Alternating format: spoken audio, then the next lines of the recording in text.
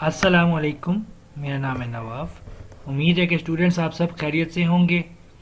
आज हम करने लगे हैं STA 301 का लेक्चर नंबर 2। सबसे पहले हम देखेंगे कि आज के टॉपिक्स हैं क्या। एक सबसे बड़ा टॉपिक है हमारे पास कलेक्शन ऑफ डाटा और दूसरा सबसे बड़ा टॉपिक है हमारे पास सैम्पलिंग। अब हम एक एक करके देखते हैं कि ये होते क्या हैं। सबसे पहले कलेक्शन ऑफ डाटा। इसके अंदर हमारे पास primary data and secondary data होता है। जब भी हम किसी डाटा को कलेक्ट करते हैं तो हम दो तरह के डाटा को कलेक्ट करते हैं। एक हमारे पास होता है प्राइमरी डाटा, एक होता है हमारे पास सेकेंडरी डाटा। अब इनका डिफरेंस क्या है? प्राइमरी डाटा वो होता है जिसे हम रॉ बेसिस पे तो कलेक्ट कर लेते हैं, लेकिन उसके ऊपर कोई स्टैटिस्टिकल ट्रीटमेंट नहीं करते, कोई स्टैटिस्टिकल मेथड नहीं लगाते। उस डेटा को हम कहेंगे प्राइमरी डाटा। और जिस डाटा के ऊपर हम स्टैटिस्टिकल मेथड भले एक दफ़ा ही अप्लाई क्यों ना कर दें, तो उस डाटा को हम कहेंगे सेकेंडरी डाटा। तो प्राइमरी डाटा जिसके ऊपर कोई भी स्टैटिस्टिकल मेथड नहीं इम्प्लीमेंट, तो उस डाटा को प्राइमरी डाटा कहेंगे। और ऐसा डाटा जिसके ऊपर हम लोगों ने कभी ना कभी एक ही दफ़ा ही चाहे स्टैटिस्टिकल मेथड अप्लाई किया होगा, तो हम उस डाटा को कहेंगे सेकेंडरी डाटा। अब हम पढ़ने लगे हैं कलेक्शन ऑफ प्राइमरी डाटा के प्राइमरी डाटा को गेट कैसे किया जाता है। इनके कुछ मेथड्स हैं। सबसे पहले हमारे पास है डायरेक्ट पर्सनल इन्वेस्टिगेशन। इस मेथड के अंदर जो इन्वेस्टिगेटर होता है वो इंफॉर्मेशन कलेक्ट करता है इंडिविजुअल से, from one person to the another person. एक पर्सन से दूसरे पर्सन से इंडिविजुअली बेसिस पे इंफॉर्मेशन कलेक्ट करता है। ये मेथड एक सबसे महंगा और सबसे टाइम कंज्यूमिंग मेथड है, लेकिन इससे ये होता है कि आपको वास्ट डेटा मिलता है। ठीक है, ये लेबोरेटरी एक्सपेरिमेंट्स और लोकलाइज्ड इंक्वायरीज के लिए बहुत ही बेहतरीन माना जाता है। Indirect investigation. इनडायरेक्ट इन्वेस्टिगेशन क्या होती है? समटाइम्स हम लोग ये महसूस करते हैं कि कुछ लोग अपने बारे में कुछ पर्सनल इंफॉर्मेशन या किसी भी किस्म की इंफॉर्मेशन देने से हेजिटेट करते हैं, उन्हें नहीं पसंद होता कि वो अपनी इंफॉर्मेशन दें। तो क्या किया जाता है कि किसी थर्ड पार्टी के ज़रिए या किसी विटनेस की मौजूदगी में रहते हुए उस तरह से जो है डेटा को गेट किया जाता है। ये मेथड तब यूज़फुल रहेगा जब कोई रिलेक्टेंस आ रही हो या किसी इंफॉर्मेंट्स को, इंफॉर्मेंट्स कहते हैं जिसने इंफॉर्मेशन देनी हो। ठीक है, जब किसी इंफॉर्मेंट को इंफॉर्मेशन देने में मुश्किलात हो रही हैं, तब हम इनडायरेक्ट इन्वेस्टिगेशन का नज़रिया इस्तेमाल करते हैं, जिसमें हम थर्ड पार्टी या किसी भी विटनेस जिसके पास इंफॉर्मेशन हो उससे हम इंफॉर्मेशन हासिल करने की कोशिश करते हैं। Collection through questionnaires. इससे सिंपल से पता चल रहा है कि ऐसी भी कोई इंफॉर्मेशन जो क्वेश्चन की बेसिस पे हासिल की जाए उसे हम कहेंगे कलेक्शन थ्रू क्वेश्चनायर्स मेथड। मतलब किसी भी तरह से अगर आप ऑब्जर्व करें कि आपके एग्जामिनेशन के अंदर अगर आपसे क्वेश्चन की फॉर्म में सवाल पूछे जाते, क्वेश्चंस पूछे जाते हैं, सवाल पूछे जाते हैं, उसका मकसद यही होता है कि वो चेक कर रहे होते हैं कि आपको जो उन्होंने टीचिंग की है उससे क्या आपको इन्फॉर्मेशन आई है, आपको क्या समझ आई है, क्या कंसेप्ट्स हैं। तो उसकी बेस पे वो एक कंक्लूजन ड्रॉ करते हैं। तो कोई भी ऐसा ज़रिया जिसके ज़रिए हम क्वेश्चन के थ्रू किसी से डाटा हासिल कर रहे हैं, तो वो एक तरह का कलेक्शन थ्रू क्वेश्चनर मेथड होगा। ये सबसे चीप है, फेयरली एक्सपेंडिट्यूस है, इसका मतलब ज़्यादा एक्सपेंसिव नहीं है, और गुड फॉर एक्सटेंसिव क्यूरीज, ज़्यादा से ज़्यादा सवालों के लिए भी ये मेथड अच्छा जाना जाता है। Collection through इन्यूमेटर्स। इन्यूमेटर्स कुछ ट्रेंड होते हैं, कुछ ऐसे लोग होते हैं जो आपसे सवाल करते वक्त माइंड में ये देख लेते हैं, सोच लेते हैं कि आपसे कौन सा सवाल कब करना है, ताकि अपनी रिक्वायर्ड इंफॉर्मेशन किस तरह से हासिल की जाए। अगर सीधे सीधे तरीके से सवाल पूछे जाएंगे तो आपके लिए तो आसानी हो जाएगी, लेकिन ये है कि अगर आपसे सवाल तरीके से मतलब अपने यूनिक वे से पूछे जाएं जिसके ज़रिए हमें जो इन्फॉर्मेशन चाहिए वो मिल जाए, तो ऐसे मेथड को हम कहेंगे कलेक्शन थ्रू इन्यूमेटर्स। तो इन्यूमेटर्स कुछ ट्रेंड लोग होते हैं जो इन्फॉर्मेंट से जो है मतलब इस तरह से सवाल पूछते हैं कि जिसका कोई सीक्वेंस नहीं होता, ठीक है, और ये रिलायबल इंफॉर्मेशन हासिल करते हैं और ये वेल ट्रेंड होते हैं, टेक्टफुल क्वेश्चंस करते हैं, कोई आगे पीछे की फजूल बात नहीं करना पसंद करते। Collection through the local sources, इस मेथड के अंदर जो है कोई फॉर्मल कलेक्शन ऑफ डाटा तो नहीं होता, लेकिन क्या होता है कि एजेंट्स या लोकल कॉरस्पॉन्डेंट के थ्रू जो है डाटा को हासिल किया जाता है। कलेक्शन ऑफ सेकेंडरी डाटा, अब हम सेकेंडरी डाटा की जो है कुछ ज़रिए देखेंगे कि किस तरह से हम जो है सेकेंडरी डाटा हासिल कर सकते हैं। ऑफिशियल की publication of statistical division, ministry of finance, तो कोई भी ऐसी ज़रिए से, जैसे अब हमारे पास फ़र्ज़ कर लें यहाँ पर हमें अगर कोई डाटा हासिल करना है वर्चुअल यूनिवर्सिटी के किसी भी सब्जेक्ट का, तो हमें वो वर्चुअल यूनिवर्सिटी ही प्रोवाइड करेगी। तो जो वर्चुअल यूनिवर्सिटी हमें डाटा प्रोवाइड कर रही है वो एक ऑफिशियल सोर्स है, तो उससे हम कहेंगे सेकेंडरी डाटा। फिर सेमी ऑफिशियल है, फिर publication of trade association, chamber of commerce, technical and trade journals and newspapers, research organisation such as universities and other institutions. जो रिसर्च ऑर्गेनाइजेशंस होती हैं जैसे यूनिवर्सिटीज़, वहाँ से भी आपको जो है सेकेंडरी डाटा मिल जाता है। अच्छा जी, अब हम पढ़ते हैं पॉपुलेशन क्या होती है।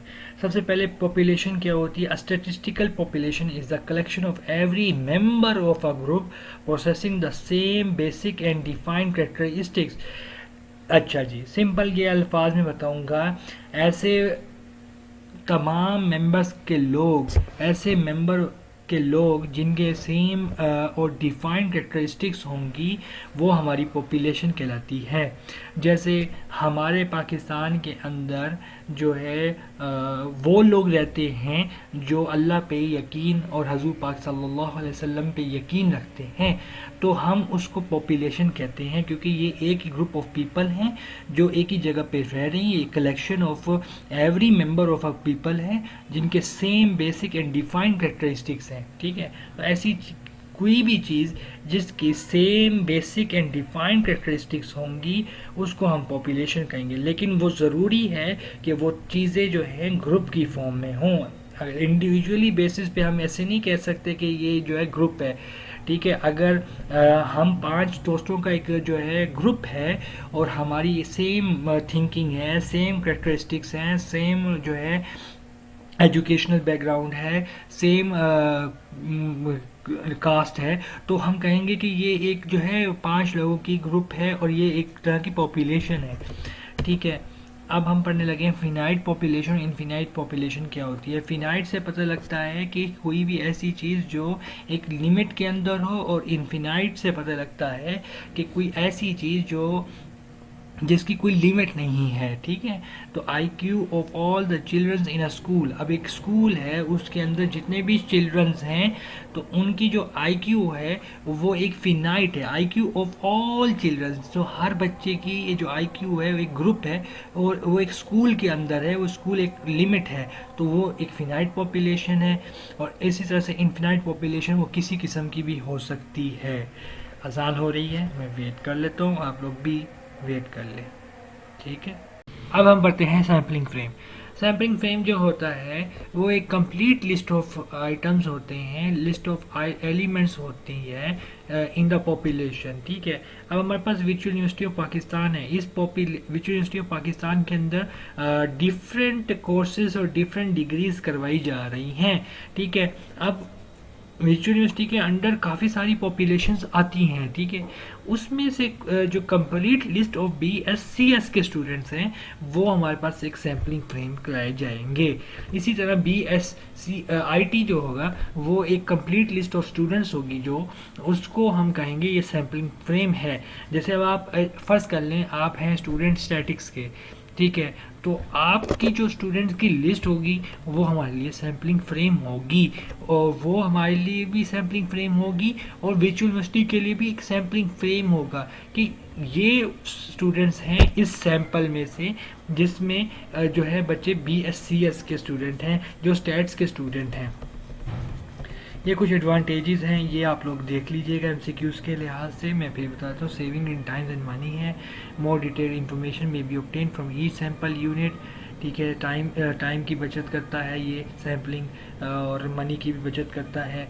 इसी तरह से वो डिटेल इंफॉर्मेशन भी प्रोवाइड करता है, और ये पॉसिबिलिटी देता है फॉलो अप की। मतलब अगर आपने जैसे कोई एक काम कर लिया है तो उसको आप बाद में भी जो है कंटिन्यू कर सकते हैं, ठीक है। अच्छा, अब सैम्पलिंग एरर का ये फार्मूला एज एमसीक्यूज़ के तौर पे आपको पता होना चाहिए। Sampling error is equals to ये एक्स जो बार लगा हुआ है इसको कहते हैं मीन, और ये minus is equals to mu, ठीक है। ये एक्स बार जो है ये मीन है। ये जो इम्पोर्टेंट चीज़ें मैं आपको वही करवा रहा हूँ, टाइम ज़ाया करने की इसमें हमें ज़रूरत नहीं है। नॉन रैंडम सैम्पलिंग क्या होती है? नॉन रैंडम सैम्पलिंग ये होती है, it is a kind of a sampling जो हम अपनी पर्सनल जजमेंट की बेसिस के ऊपर एक सैम्पल ड्रॉ करते हैं। जो हमारी पर्सनल जजमेंट होती है उससे हम एक सैम्पल ड्रॉ करते हैं, ठीक है। और सैम्पल ड्रॉ करते हैं उसको हम कहते हैं नॉन रैंडम सैम्पलिंग। मतलब अब मैं जैसे आपको एग्जांपल के तौर पे ये बता दूं कि जैसे अब हमारे पंजाब में इस चीज़ का जो है तसव्वुर किया जाता है कि जो है कराची के लोग, सिंध के लोग जो है नॉन कोऑपरेटिव हैं, नॉन जो है कहते हैं एजुकेटेड हैं। तो ये एक पर्सनल जजमेंट हो सकती है किसी पंजाब में रहने वाले बंदे की। तो हम ऐसे कह सकते हैं, ऐसी जो जजमेंट की बेसिस पे हम जो एक सैंपल ड्रॉ कर रहे हैं एक पॉपुलेशन के बारे में, उसको हम कहेंगे नॉन रैंडम सैम्पलिंग, ठीक है। कोट एडवांटेजेस एक दफ़ा पढ़ लीजिएगा और डिसएडवांटेजेस भी देख लीजिएगा।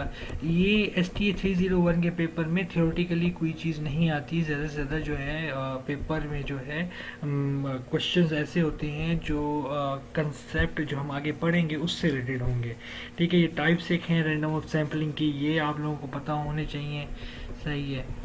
तो ये था हमारा लेक्चर नंबर तकरीबन